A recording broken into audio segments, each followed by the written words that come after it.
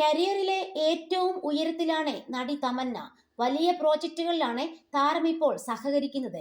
ഇപ്പോൾ ഫിൽറ്ററുകൾ ഇല്ലാതെ തന്റെ ശരീര സൗന്ദര്യത്തെക്കുറിച്ച് തുറന്നു പറയുകയാണ് താരം. ബോഡി പോസിറ്റിവിറ്റിയെക്കുറിച്ചും തമന്ന തുറന്നു പറഞ്ഞിട്ടുണ്ട്. ഞാൻ എൻ്റെ ശരീരത്തെ സ്നേഹിക്കുന്നു.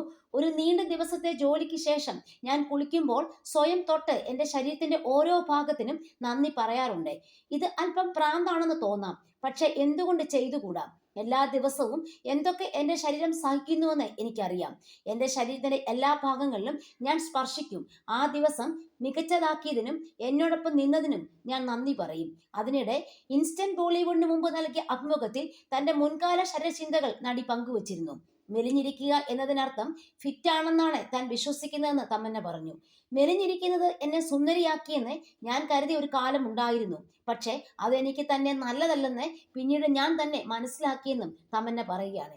സൗന്ദര്യം എന്നതും മെലിഞ്ഞയാൾ എന്നതുമായി യാതൊരു ബന്ധവുമില്ല.